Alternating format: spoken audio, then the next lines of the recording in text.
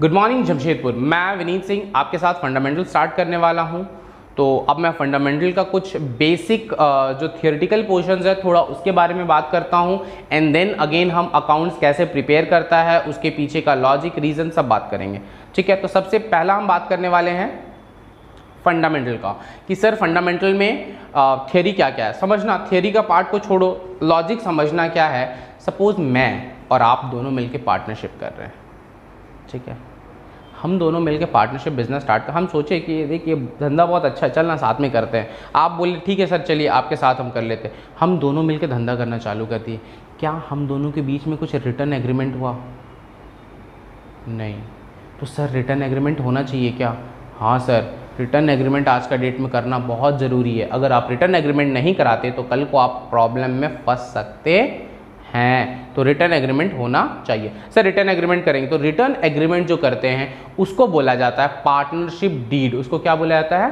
Partnership deed. तो sir partnership deed में क्या क्या लिखा रहेगा? Content, name of the firm, firm का नाम क्या है, उसका फर्म का एड्रेस क्या है, पार्टनर का नाम क्या है, पार्टनर का एड्रेस क्या है, कौन कितना कैपिटल कंट्रीब्यूट कर रहा है, प्रॉफिट शेयरिंग रेशियो कितना है, इंटरेस्ट ऑन कैपिटल कितना है, इंटरेस्ट ऑन ड्राइंग कितना है, सैलरी कितना है, रेम्यूनरेशन, बहुत सारे चीज़ जो जो हम लोग को लगता है वो हम लोग लिखेंगे पार्टनरशिप डीड में। फिर एग्रीमेंट बनने के बाद फिर हम बिजनेस स्टार्ट करेंगे। यस, ये रियल प्रोसेस है।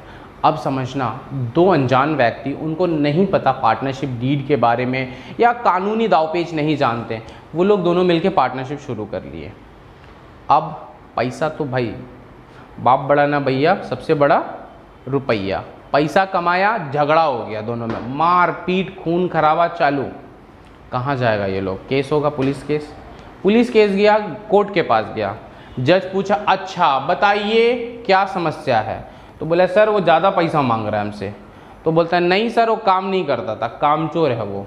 तो अब जज बोलेगा ठीक है तुम लोग क्या कर रहे थे? बोले सर हम लोग दोनों मिलकर एक धंधा चालू किए थे और अभी वो ज़्यादा पैसा मांग रहा है। वो बोलता है नहीं सर ये काम नहीं कर रहा है, हम लोग नहीं करना चाहते ऐसा वैसा।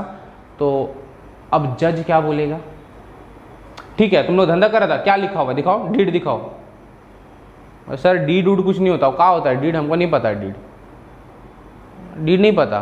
नहीं। तो अब क्या करेंगे?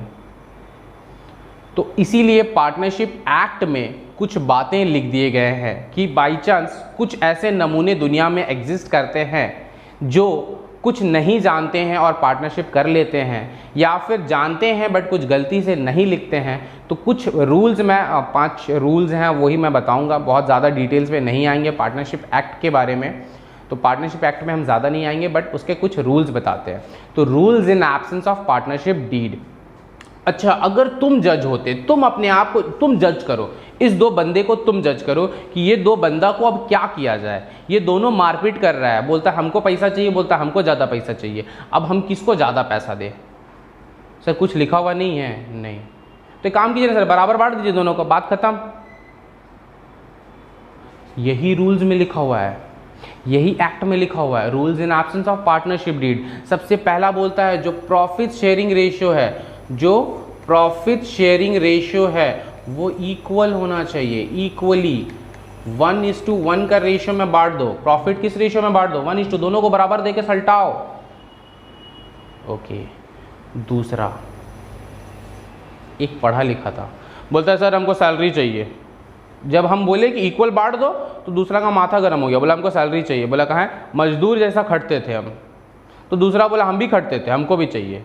अब दोनों लड़ने लग गया सैलरी के लिए। बोला सुन, अब जज क्या बोलेगा? देख ये सब हमसे ना हो पाएगा, सैलरी उलरी तुम लोग पहले तो डिसाइड नहीं किया था साला, एक तो माथा खा के रखा हुआ है तुम लोग मेरा, तो सैलरी अब दे क्या अलग से?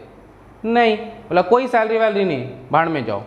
तो सबसे पहला बोला सैलरी, तो बोला नो सैलरी।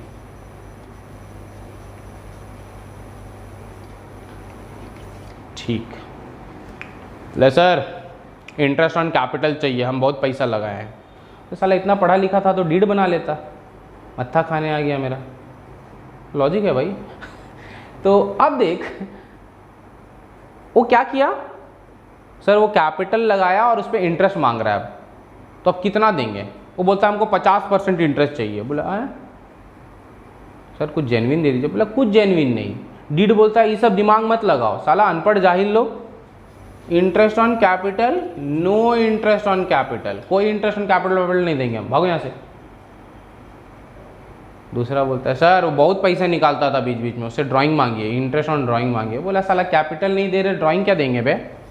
तो क्या होगा, इंटरेस्ट ऑन ड्राइंग में नो इंटरेस्ट ऑन ड्राइंग। बात समझ में आ रहा है?